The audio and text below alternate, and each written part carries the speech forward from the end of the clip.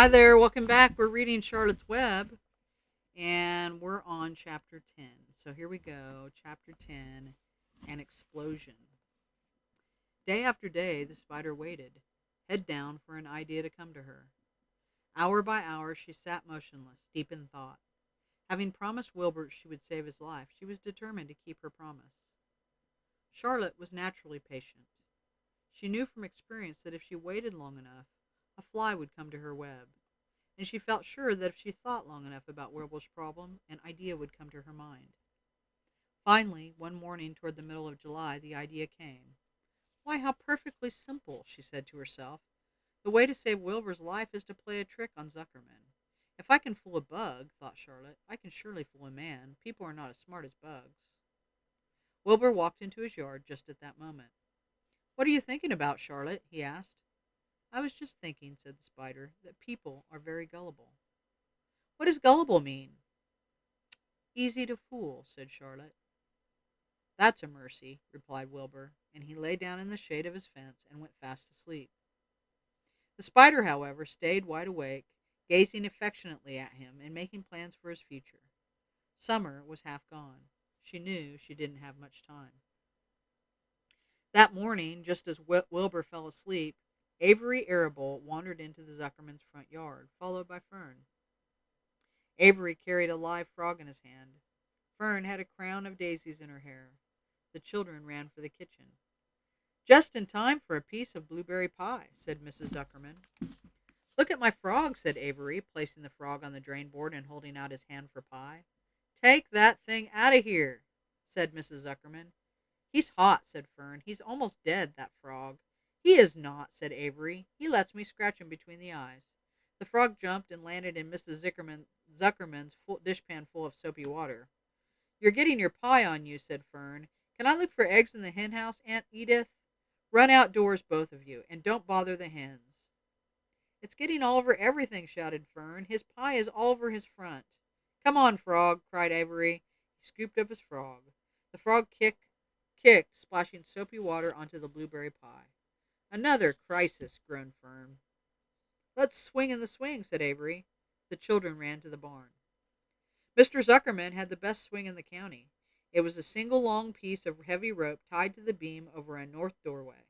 At the bottom end of the rope was a fat knot to sit on. It was arranged so that you could swing without being pushed.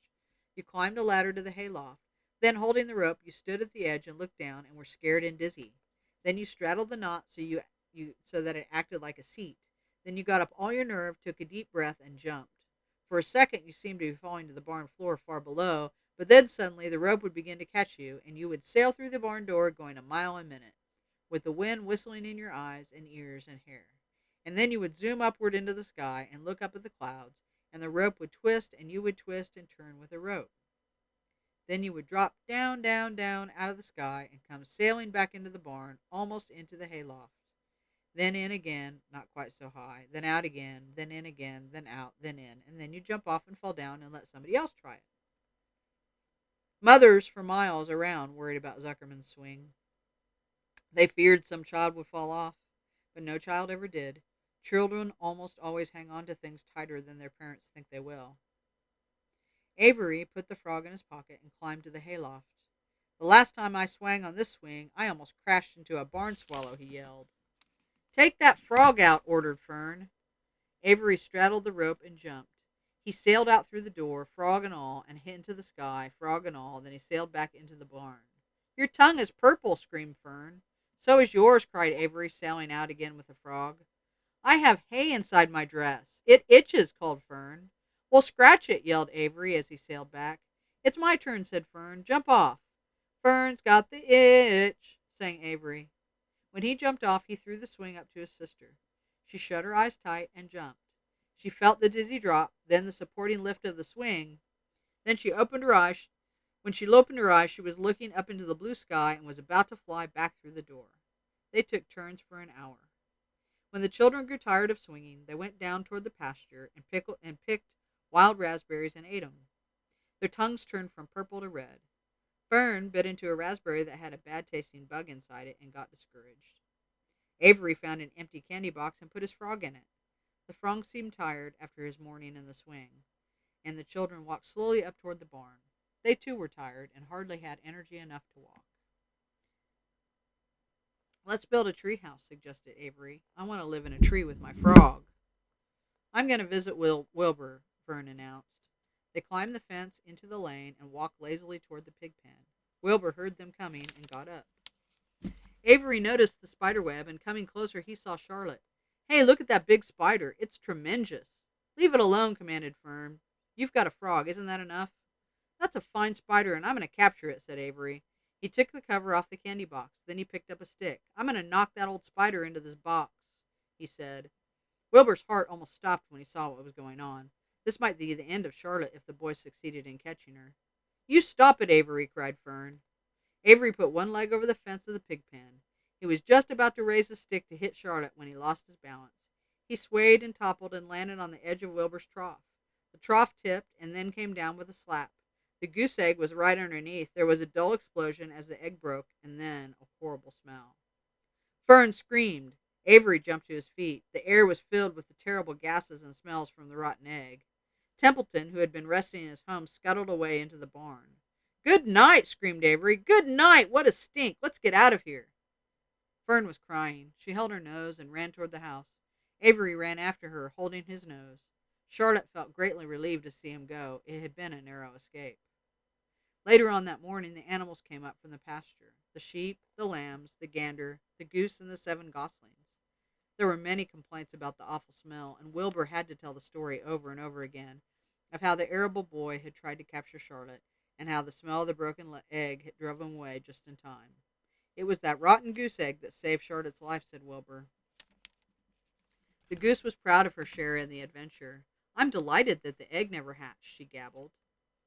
Templeton, of course, was miserable over the loss of his beloved egg, but he couldn't resist boasting. "It pays to save things," he said in a surly voice. "A rat never knows when something is going to come in handy. I never throw anything away." "Well," said one of the lambs, "this whole business is all well and good for Charlotte. But what about the rest of us? The smell is unbearable. Who wants to live in a barn that is perfumed with rotten egg?" "Don't worry. You'll get used to it," said Templeton. He sat up and pulled wisely at his long whiskers, then crept away to pay a visit to the dump. When Lurvy showed up at lunchtime carrying a pail of food for Wilbur, he stopped short a few paces from the pig pen. He sniffed the air and made a face. "What in thunder?" he said. Setting the pail down, he picked up the stick that Avery had dropped and pried the trough up. "Rats," he said. "Phew! I might have known a rat would make a nest under this trough. How I hate a rat." And Lurvy dragged Wilbur's trough across the yard, kicked some dirt into the rat's nest, burying the broken egg and all of Templeton's other possessions. Then he picked up the pail. Wilbur stood in the trough, drooling with hunger. Lurvy poured. The slops ran creamily down the pig's eyes and nose and ears. Wilbur grunted.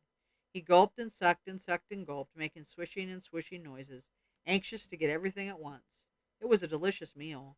Skim milk, wheat middlings, leftover pancakes, half a donut, the rind of a summer squash, 2 pieces of stale toast, a third of a ginger snap, a fish tail, 1 orange peel, several noodles from a noodle soup, the scum off of a cup of cocoa, an ancient jelly roll, a strip of paper from the lining of the garbage pail, and a spoonful of raspberry jello. Wilbur ate heartily. He planned to leave half a noodle and a few drops of milk for Templeton. Then he remembered that the rat had been useful in saving Charlotte's life, and that Charlotte was trying to save his life. So he left a whole noodle instead of a half. Now that the broken egg was buried, the air cleared and the barn smelled good again. The afternoon passed and evening came. Shadows lengthened. The cool and kindly breath of the evening entered through doors and windows. Astride her web, Charlotte sat moodily, eating a horsefly and thinking about the future. After a while, she bestirred herself. She descended to the center of the web, and there she began to cut some of her lines. She worked slowly but steadily, while the other creatures drowsed. None of the others, not even the goose, noticed that she was at work. Deep in his soft bed, Wilbur snoozed. Over in their favorite corner, the goslings whistled a night song. Charlotte tore quite a section out of her web, leaving an open space in the middle. Then she started weaving something to take the place of the threads she had removed. When Templeton got back from the dump around midnight, the spider was still at work. There you go. That was chapter 10. So Charlotte knows what she's going to do to save Wilbur. And that's what she started on in the night. So next time we'll find out maybe what Charlotte did. See you then.